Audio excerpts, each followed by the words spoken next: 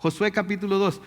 Curiosamente, el capítulo 2 de Josué es un capítulo en el cual se nos habla muy indirectamente, pero se nos habla claramente, aunque indirectamente, de ir y llevar las buenas nuevas del Evangelio a gente que necesita escucharlas, ¿sí? A gente sobre la que Dios ya ha estado trabajando. El Espíritu de Dios está en el mundo convenciendo al hombre de su pecado, de su maldad y de justicia, ¿sí?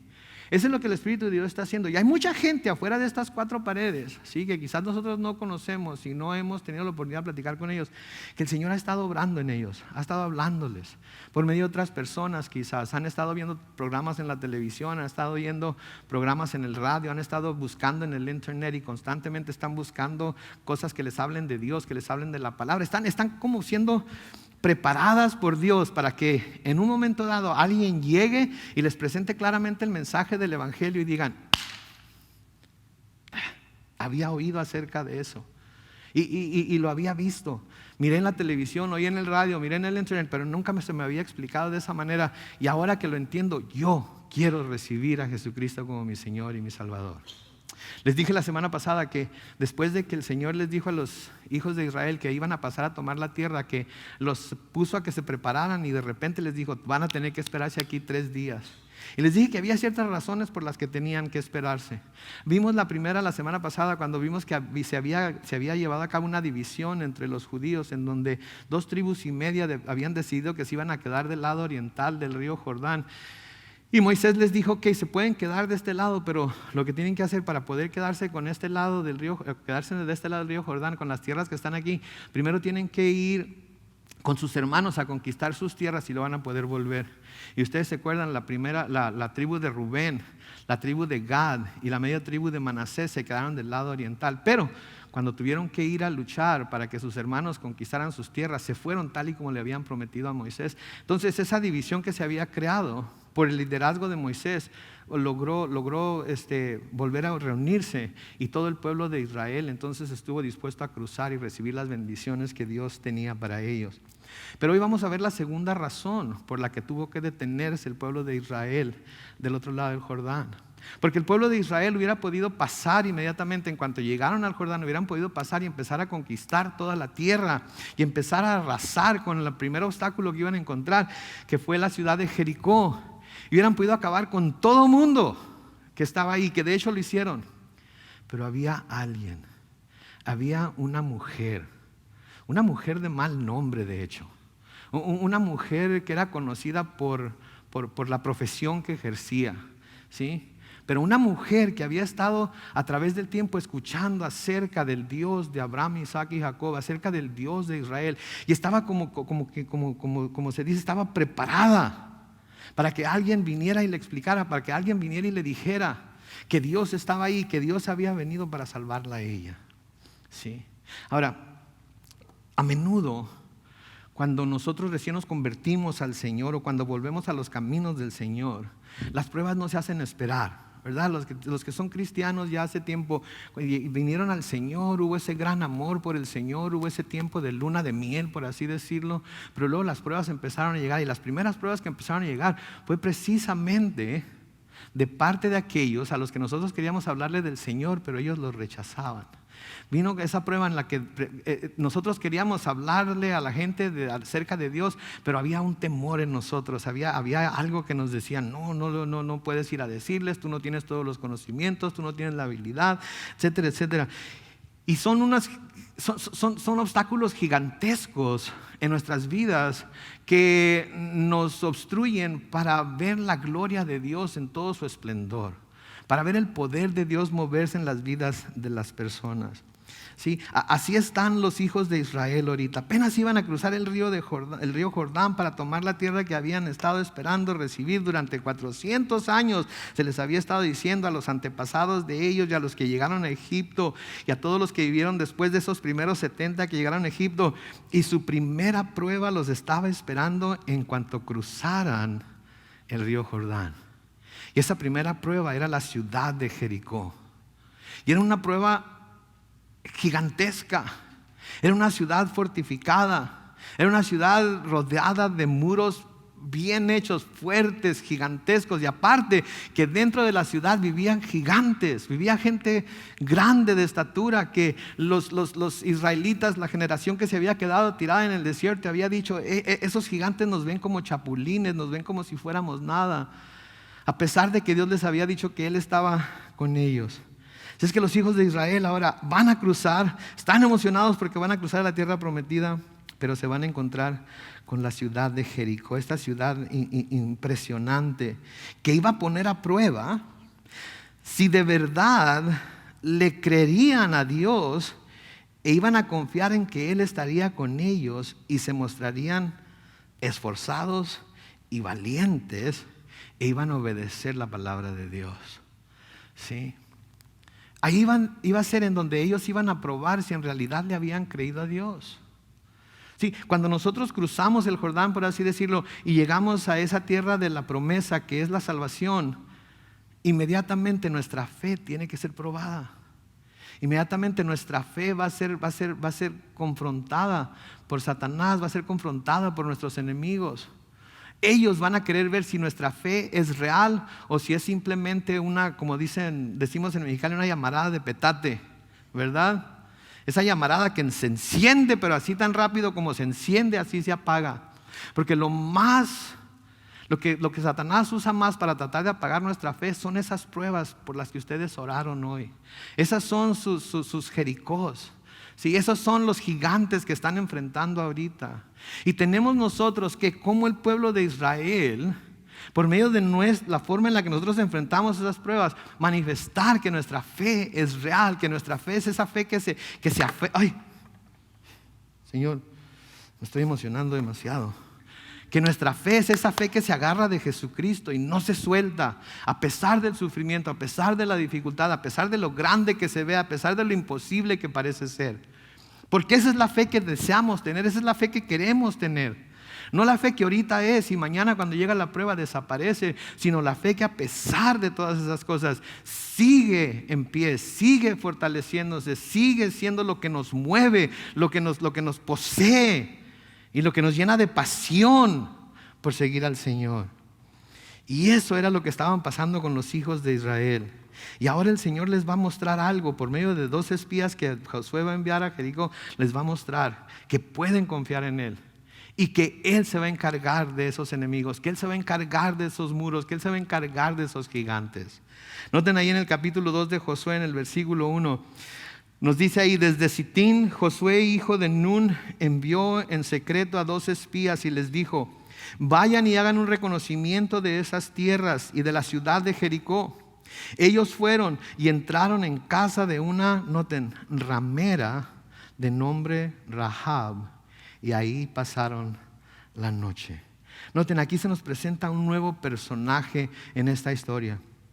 Y es una mujer que la Biblia describe como una ramera. Nosotros la llamaríamos en nuestros días una prostituta. Sí, eso es lo que la llamaríamos hoy. Porque era una mujer que se vendía.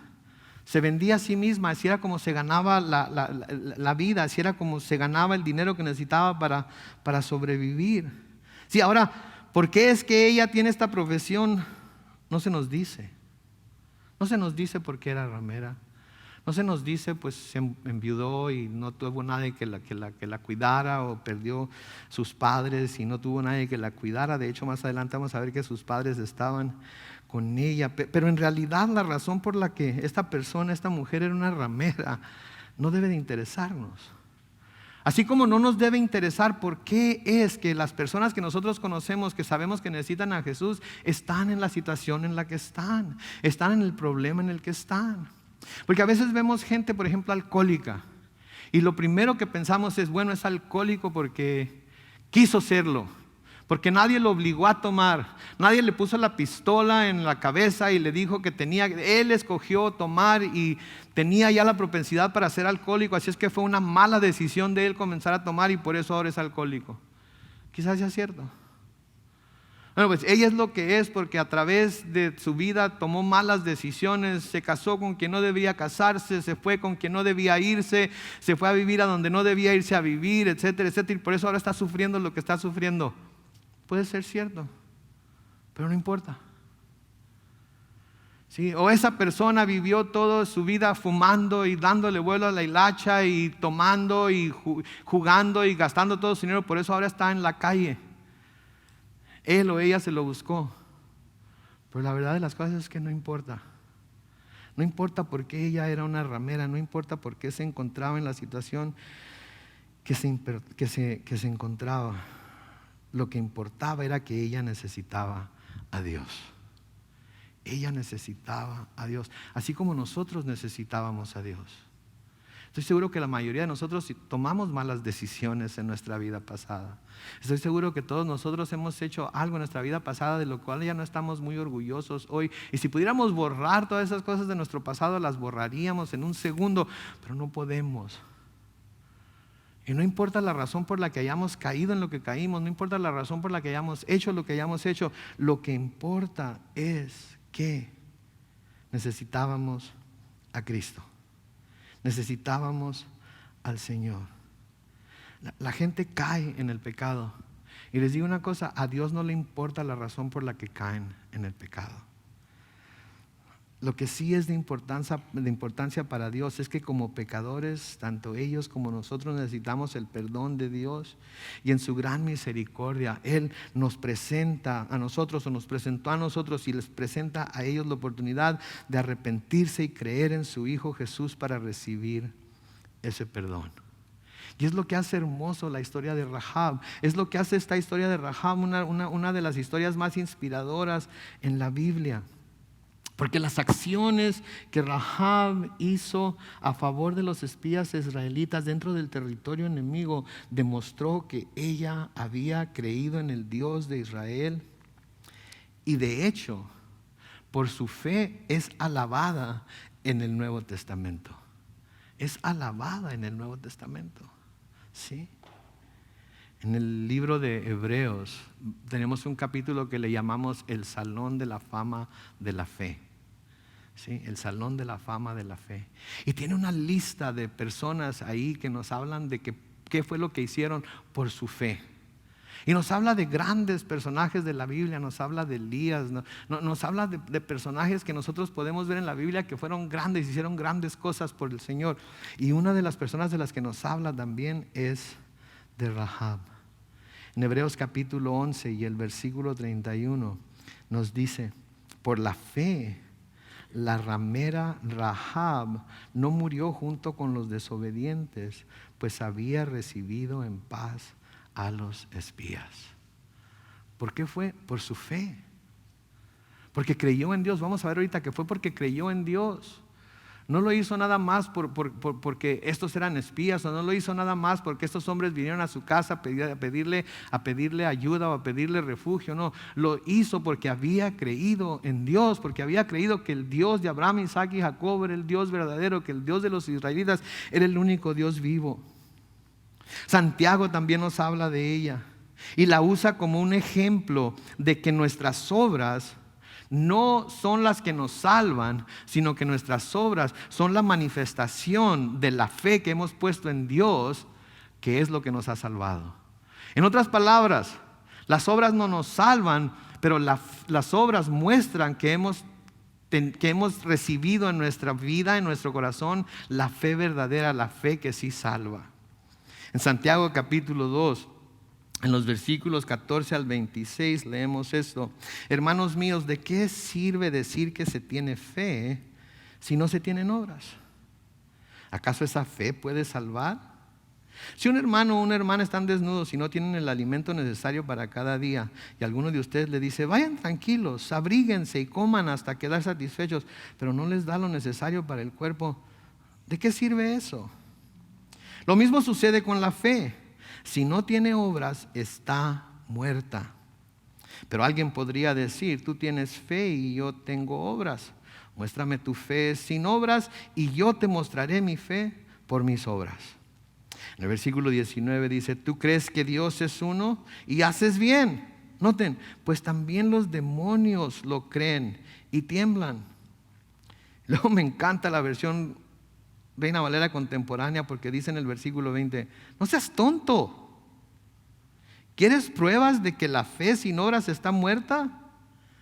¿Acaso nuestro padre Abraham no fue justificado por las obras cuando ofreció a su hijo Isaac sobre el altar? ¿No ves que la fe de Abraham actuó juntamente con sus obras y que su fe se perfeccionó por las obras?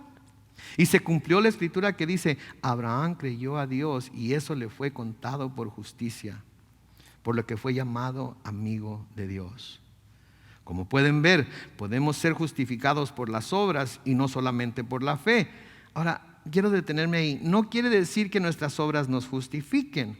Lo que quiere decir es que nuestras obras muestran que tenemos la fe verdadera, por lo tanto podemos nosotros estar confiados de que hemos sido ya justificados. ¿Me entienden? Las obras no justifican a nadie. Las obras de la ley no pueden justificar a nadie. Pero si tenemos una fe verdadera, ¿sí?, esa fe verdadera nos va a llevar a tener obras. Luego noten el versículo 25. Lo mismo sucedió con Rahab, la prostituta. ¿Acaso no fue justificada por las obras cuando hospedó a los mensajeros y los ayudó a escapar por otro camino? Pues así como el cuerpo está muerto si no tiene espíritu, también la fe está muerta si no tiene obras. Alguien que dice que tiene fe, pero su vida no está llena de obras que muestran esa fe.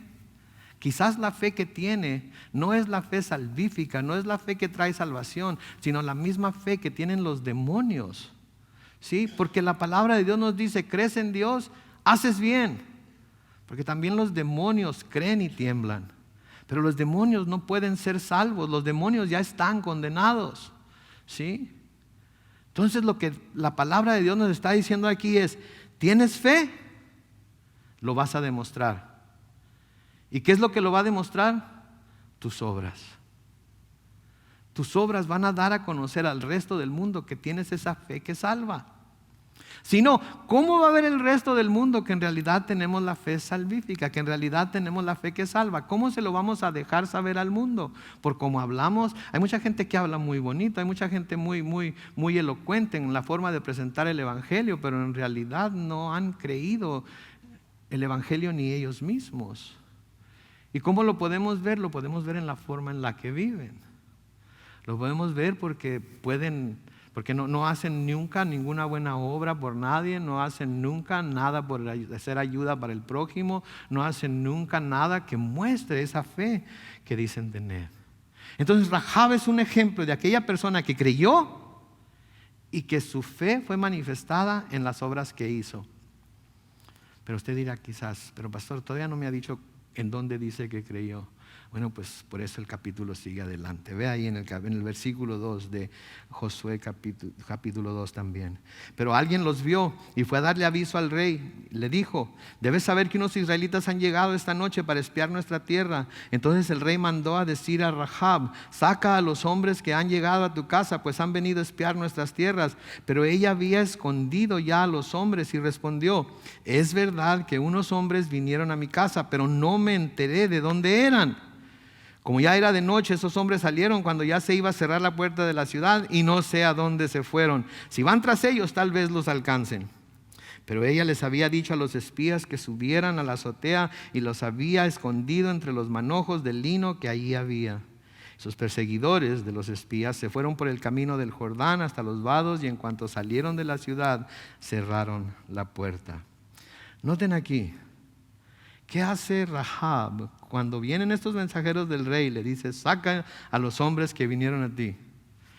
Vinieron unos hombres, pero yo no sé de dónde eran. Y de hecho ya se fueron, antes de que anocheciera se fueron para que no les fueran a cerrar la puerta y huyeron de la ciudad.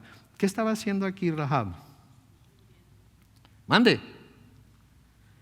Estaba mintiendo, ¿verdad? Estaba diciendo mentiras. Digo, si vamos a ser honestos, aquí Rahab está echando mentiras. ¿Sí? Rahab mintió. Y la tenemos como ejemplo de fe en el Nuevo Testamento. ¿Por qué? ¿Será que Dios bendijo a Rahab porque mintió? ¿Será que Dios honró la mentira, la falsedad de Rahab? La mentira que Rahab dijo, la dijo antes de expresar que ella creía en el Dios de Israel y que creía que ese Dios era el Dios verdadero. ¿Cuántos de aquí nunca dijeron una mentira antes de creer en Jesús? Levanten la mano. ¿Cuántos de aquí nunca hicieron nada malo antes de creer en Jesús? Levanten la mano. ¿Cuántos de aquí, que están aquí, nunca han dicho una mentira después de creer en Jesús? Levanten la mano. Entonces, ¿todos son unos mentirosos? A veces, ¿verdad? A veces. ¿A dónde quiero llegar con esto? Bueno, pues quiero llegar a esto porque muchos dicen, ya ves, Dios es inconsistente. Dios aquí bendijo a esta mujer por mentir. Dios la salvó porque mintió y porque así le ayudó a los espías. ¿Saben qué? Decir que Dios bendijo a Rahab por mentir sería como esto. Sería como si alguien viene a la iglesia, no es creyente, viene a la iglesia y viene hasta las chanclas, ¿ok? Viene, pero sí, bien peinado para atrás, ¿ok? Y luego viene, pero viene con la novia y no con la esposa, ¿ok? Y entra a la iglesia, ¿sí? Y se arrepiente y cree. Y Dios lo bendice. ¿Por qué lo bendice Dios? ¿Por su borrachera y por su adulterio? ¿O porque se arrepintió y creyó? Porque se arrepintió y creyó. Y si de veras se arrepintió y creyó, ¿qué esperamos que haga cuando salga de aquí? Que cambie su manera de ser, ¿verdad? Que deje ¿verdad? Que deje a la novia y se devuelva con su esposa y le pida perdón y se reconcilie con ella. ¿Se fijan? La fe lo salvó. Pero hay ciertas cosas que se espera ver en la persona porque esa fe finalmente vino a su vida. Y eso es lo mismo que pasó con Rahab aquí. Estos espías vinieron, ella los escondió. Ella dijo mentiras a los enviados del rey, pero luego va a confesar su fe en el Señor, en el Dios de Abraham, Isaac y Jacob.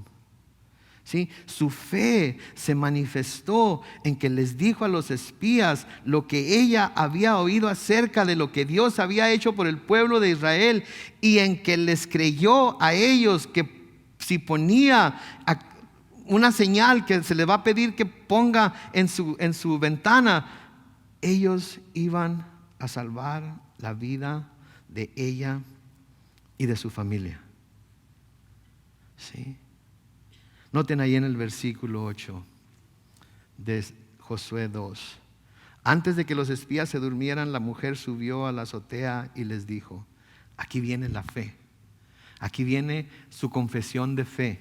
Noten el versículo 9. Yo sé que el Señor les ha dado esta tierra. Todos los habitantes del país les tienen miedo. Por causa de ustedes están tan atemorizados que su ánimo está por los suelos. ¿Se fijan lo que Rahab está diciendo aquí? Yo sé que Dios ya les dio todo esto. Estaba creyendo, ella estaba creyendo lo que Dios les había dicho a ellos. Y ella estaba creyendo únicamente por lo que había escuchado que se decía acerca del Dios de Israel. Dios la había estado preparando. Dios había estado permitiendo que todas estas noticias, que todas estas cosas llegaran a sus oídos, porque la estaba preparando para cuando llegaran estos espías, ellos le explicaran la forma en la que se iba a salvar. Dios todo el tiempo, desde que sacó al pueblo de Israel de Egipto, les fue diciendo que Él iba a enviar a su ángel delante de ellos y que Él iba a hacer que todos los pueblos a los que iban a enfrentar se dieran cuenta de que Él estaba con ellos y que Él iba a luchar por ellos. En Éxodo capítulo 23, en los versículos 20 al 27, dice: como verás, voy a enviar a mi ángel para que te preceda en el camino y te proteja y te introduzca en el lugar que te he preparado. Ten mucho cuidado y escucha su voz. No les seas rebelde, porque él no les perdonará su rebelión, porque va en mi nombre. Pero si en verdad escuchas su voz y haces todo lo que yo te diga, seré enemigo de tus enemigos y afligiré a los que te aflijan. Sí, mi ángel te precederá y te llevará a la tierra de los amorreos, hititas, fereceos, cananeos, givitas y jebuseos, a los que voy a destruir. No te inclinarás ante sus dioses, ni los servirás, ni harás lo que ellos hacen. Al contrario, los destruirás por completo y harás pedazos todas sus estatuas. Pero me servirán a mí, el Señor su Dios, y yo bendeciré tu pan y tus aguas, y quitaré de en medio de ti toda enfermedad. No habrá en tu tierra mujer que aborte ni estéril. Yo haré que vivas los años que debes vivir. Noten el versículo 27: haré que mi terror te preceda y que en todo pueblo donde entres su gente tiemble delante de ti y que todos tus enemigos se dobleguen ante ti. El Señor había mandado el conocimiento de que Él estaba con los hijos de Israel por adelantado, para que cuando los israelitas llegaran, ¿sí?, el pueblo en el que iban a entrar estuvieran ya temblando sin que los israelitas hicieran nada. Y eso es lo mismo que Dios hace con nosotros. Por eso no debemos tener temor de cumplir su voluntad. Por eso no debemos tener temor de hablar con la gente que no conoce a Cristo. Por eso no debemos tener temor de abrir nuestras bocas y hablarles del Evangelio y hablarles de la bondad de Dios. Porque Dios ya los ha estado preparando, porque Dios ya ha estado hablándoles, porque Dios ya ha estado usando quizás otras personas, quizás circunstancias en su vida que los están preparando para que nosotros lleguemos y les declaremos el Evangelio y lo reciban. Sí. Pero hay una cosa que nosotros tenemos que hacer para comprobar que esto es cierto, y es que tenemos que abrir nuestra boca. No podemos quedarnos con las buenas intenciones. En Deuteronomio capítulo 2, los versículos 24 y 25, el Señor les dice: vamos, levántense y pasen el arroyo de Armón. Yo he puesto ya en tus manos a Sihón el amorreo, que es rey de Hesbón, y a su tierra. Comienza a tomar posesión de ella y entra en combate contra él. Este día comenzaré a sembrar ante ti el temor y el espanto entre los pueblos bajo el cielo. Ellos oirán hablar de ti y ante ti temblarán y se llenarán de angustia. O sea que el Señor ya lo había preparado todo. ¿Y saben qué, mis hermanos? El Señor ha preparado esta tierra de bendición para nosotros por adelantado. Lo único que tenemos que hacer nosotros es lo mismo que hicieron los israelitas: es poner un pie delante del otro y empezar a conquistarlo, porque ya nos tienen miedo. No tenemos por qué estar aquí todos achicopalados y todos agüitados y pensar que ellos son más fuertes que nosotros. No, mayor es aquel que está en mí que aquel que está en el mundo.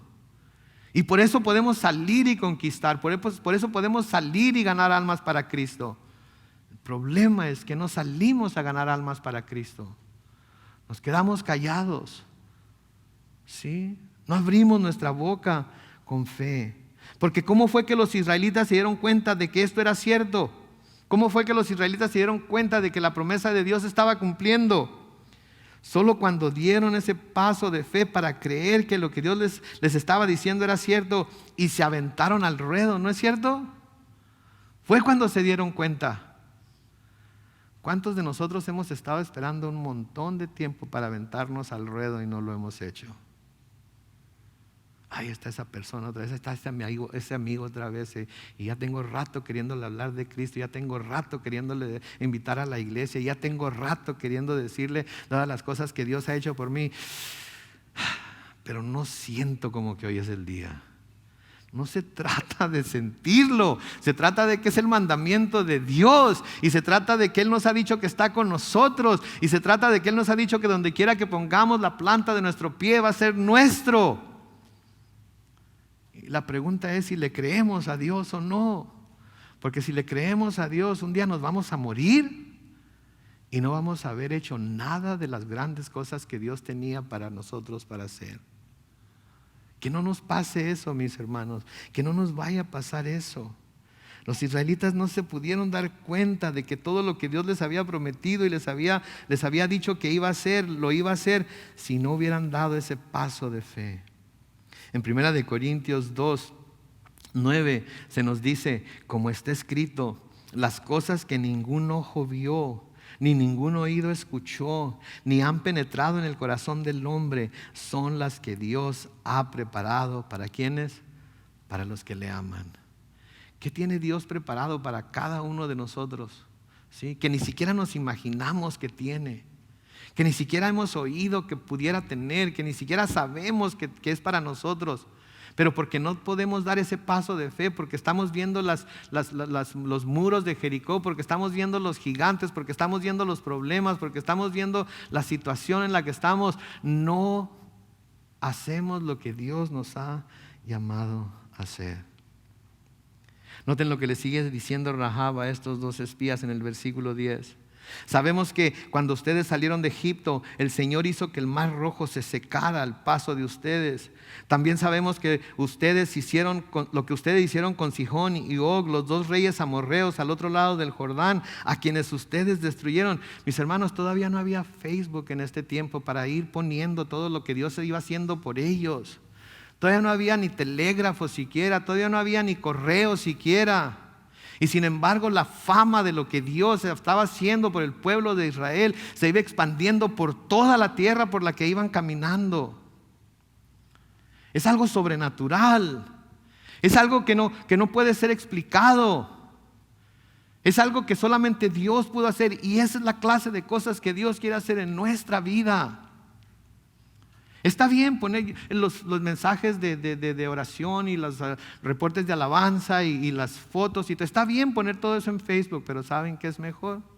Ir personalmente con alguien y decirle: Cristo te ama, Cristo te quiere salvar, Cristo quiere que tengas una vida nueva con Él, Cristo quiere que te vayas al cielo con Él, Cristo no quiere que te pierdas, Cristo te está esperando con los brazos abiertos para cuando tú quieras acercarte a Él. Y sí, ya me rechazaron una vez, y sí, ya me rechazaron dos veces, y sí, ya quieren que me calle, no importa, Cristo me manda a que le siga hablando hasta que dé mi último suspiro aquí en la tierra, y mientras esté aquí en la tierra lo voy a seguir haciendo, porque eso es lo que Dios me manda que haga.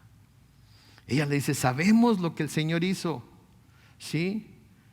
Sabemos lo que ustedes hicieron con Sihón y Og, los dos reyes amorreos del otro lado del Jordán, quienes ustedes destruyeron.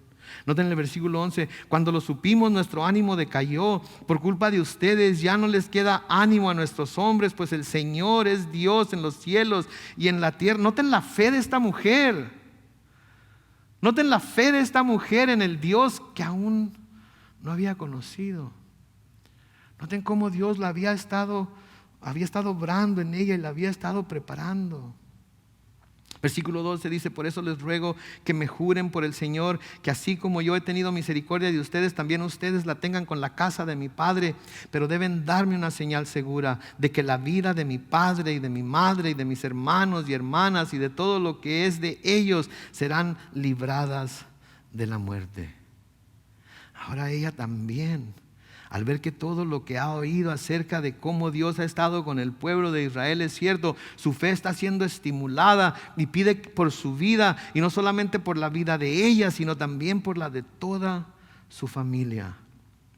Y ahora ellos le van a dar otra cosa más, que va a ser como una prueba más para su fe, pero que va a comprobar que su fe en Dios es real. Noten ahí en el versículo 14: ellos le respondieron: con nuestra vida responderemos por la vida de ustedes. Si ustedes no nos denuncian, puedes estar segura de que cuando el Señor nos haya dado la tierra, tendremos misericordia de ti.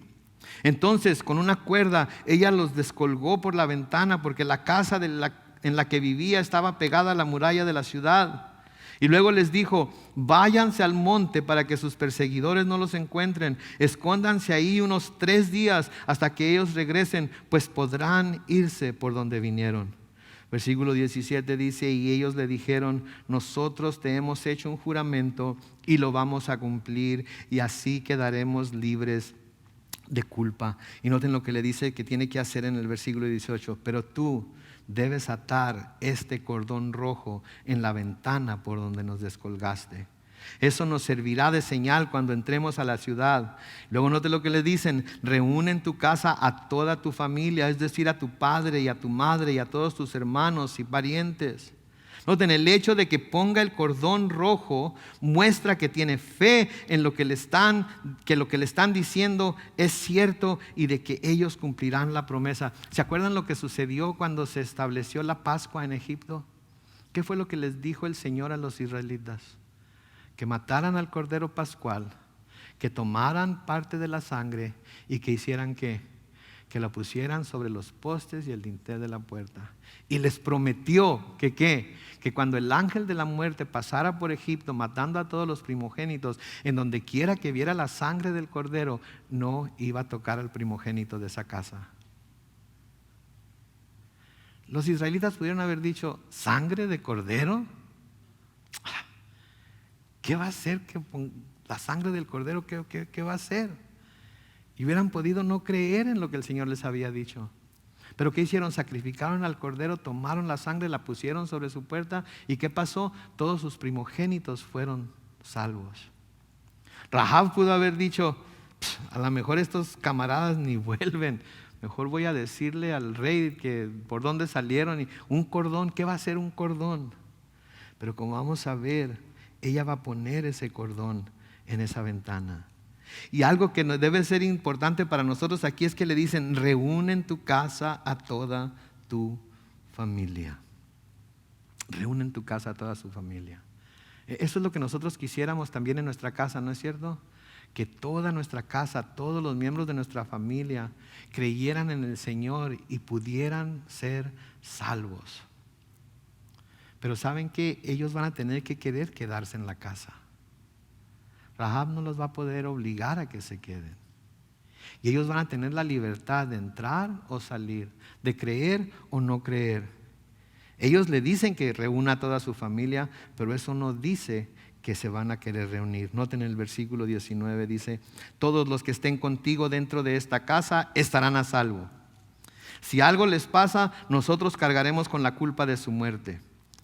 Noten la segunda parte del versículo 19. Pero todo el que salga de las puertas de tu casa será culpable de su propia muerte, y nosotros no cargaremos con la culpa.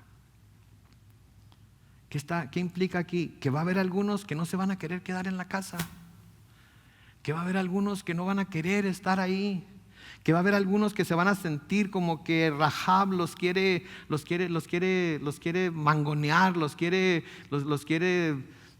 convencer de hacer algo que no quieren hacer, y se van a salir de la casa. ¿Y saben qué? Van a morir, no porque no hubiera salvación para ellos, sino porque decidieron que no iban a aceptar esa salvación.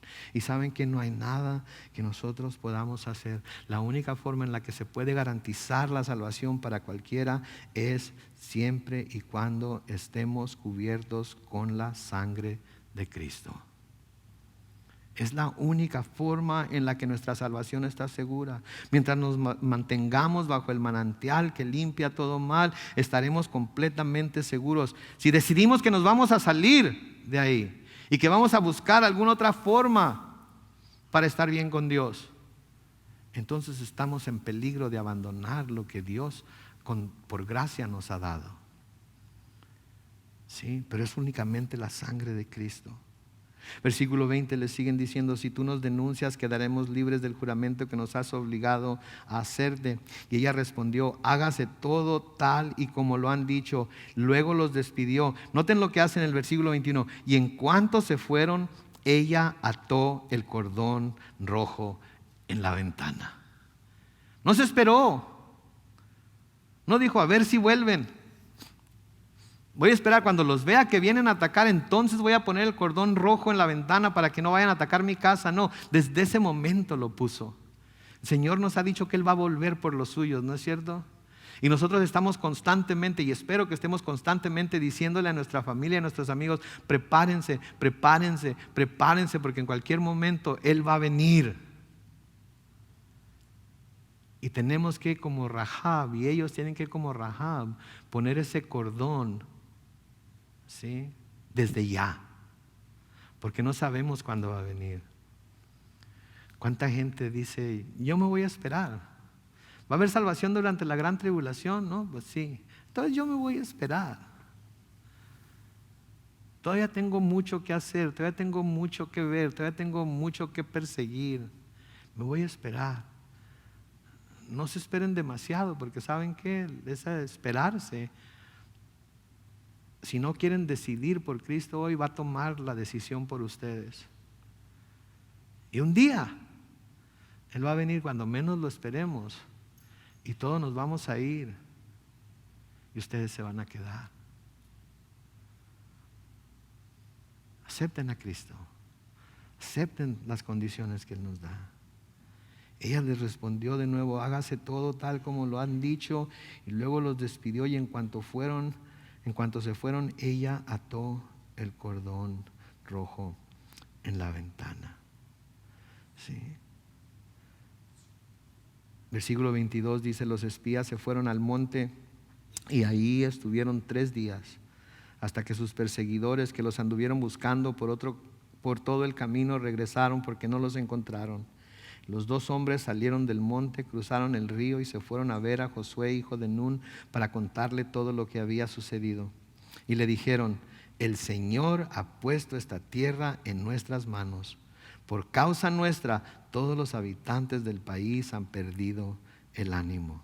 Noten, el testimonio de Rahab les confirmó que lo que Dios les había dicho era cierto y que pasaría tal y como Él se los había declarado.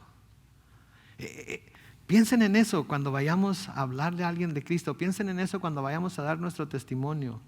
No sé si a ustedes les ha tocado, pero a mí me ha tocado que voy y le hablo a alguien de Jesucristo y le digo, ¿quieres aceptarlo? Y me dicen, sí. Y yo me quedo, ande pues, ¿y ahora qué hago? ¿Y ahora qué hago? Me dijo que sí. No esperaba que me dijera que sí. Lo miraba así muy mal encachado, todo tatuado, ¿verdad? Así, no esperaba que me dijera que sí, pero me dijo que sí. Ok, pues vente, vamos a hacer la oración. ¿Y saben qué hace eso con mi fe? Eso fortalece mi fe también. Porque estoy viendo que lo que el Señor me dijo que iba a hacer, si yo tenía el valor, si yo tenía el denuedo, si yo le obedecía y lo hacía, está sucediendo.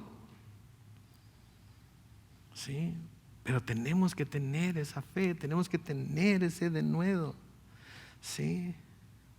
Entonces el testimonio de ella les confirmó a ellos, a los 2 espías, que lo que Dios les había dicho era cierto y que pasaría tal y como Él lo había declarado. Y de nuevo 2 espías vienen con un buen reporte a los hijos de Israel, y ahora solamente queda ver si los hijos de Israel van a creer por fe lo que estos espías les están diciendo, o si van como sus padres a estar llenos de incredulidad y van a tener que morir en el desierto también. Y es lo que vamos a ver la semana entrante. Pero esta noche lo que tenemos que nosotros darnos cuenta es que tenemos que, como Rahab puso ese cordón rojo en su ventana, nosotros tenemos que estar seguros que estamos cubiertos con la sangre de Cristo, porque no hay otra manera en la cual podamos ser salvos. Sí, en Romanos capítulo 5, los versículos 6 al 11 se nos dice, porque a su debido tiempo, cuando aún éramos débiles, Cristo murió por los pecadores. Es difícil que alguien muera por un justo, aunque tal vez haya quien se atreva a morir por una persona buena. Pero Dios muestra su amor para con nosotros en que cuando aún éramos pecadores, Cristo murió por nosotros. Con mucha más razón, ahora que ya hemos sido justificados, ¿en qué? En su sangre. Seremos salvos del castigo por medio de Él. Porque si cuando éramos enemigos de Dios fuimos reconciliados con Él mediante la muerte de su Hijo, mucho más ahora que estamos reconciliados seremos salvados por su vida. Y no solo esto, sino que también nos regocijamos en Dios por nuestro Señor Jesucristo, por quien ahora tenemos recibido la reconciliación, o por quien ahora hemos recibido la reconciliación. Por último, en Primera de Pedro capítulo 1, los versículos 13 al 20 dice lo siguiente: por lo tanto, preparen su mente para la acción. Estén atentos y pongan toda su esperanza en la gracia que recibirán cuando Jesucristo sea manifestado. Pórtense como hijos obedientes y no sigan los dictados de sus anteriores malos deseos, de cuando vivían en la ignorancia. Al contrario, vivan una vida completamente santa, porque santo es aquel que los ha llamado. Escrito está: sean santos porque yo soy santo. Si ustedes llaman Padre a aquel que al juzgar se fija en lo que se ha hecho y no en quien lo hizo, vivan el resto de sus días en el temor de Dios. Ustedes saben que fueron rescatados de una vida sin sentido, la cual heredaron de sus padres, y que ese rescate no se pagó con cosas corruptibles como el oro y la plata, sino ¿con qué?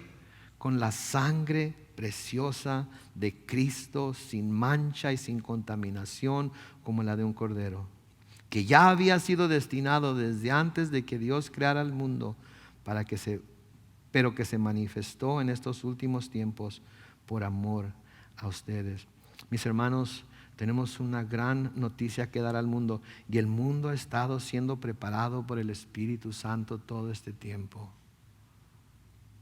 Son nuestro pan. Dios está con nosotros. Y debemos de salir de aquí a hablarle a cuánta persona esté dispuesta a oír y decirles que la única forma de ser salvos es Jesucristo y no hay otra. Y no se imaginan el gozo que van a sentir en su corazón cuando esa primera persona diga: está bien, lo quiero aceptar. Y no se imaginan cuánto se va a fortalecer su fe cuando esa persona diga: creo en Él por lo que tú me has dicho. Había oído, había leído, había visto programas, había visto en el internet, pero ahora por lo que tú me has dicho, creo. ¿Qué tengo que hacer para ser salvo o salva? Espero que todos tengamos esa experiencia ya, pero si alguien no la tiene, no es porque Dios no se la quiera dar, es porque quizás le ha faltado el valor para hacer lo que Dios le ha llamado a hacer. Le exhorto a que lo haga y vea que Dios está con usted. Amén. Oremos. Bendito Padre Celestial, te damos gracias en esta tarde, Señor, por tu amor y misericordia. Gracias, Señor, por recordarnos una vez más que la única forma de ser salvos es por la sangre de Cristo. Y gracias, Señor, porque nosotros, los que hemos creído en Él, ya hemos sido cubiertos con esa sangre. Te pedimos, Señor, ahora que nos ayudes a creer tu palabra y que tú vas delante de nosotros, Señor. Que, Señor, podamos como estos espías ir y ser los que finalmente lleven ese último trozo de información que la gente que pones en nuestro camino, Señor, necesita para finalmente creer en ti. Padre Santo, nos encomendamos a ti y te pedimos, Señor, que sigas moviéndote entre nosotros. Gracias una vez más, Señor, por nuestros tiempos de oración.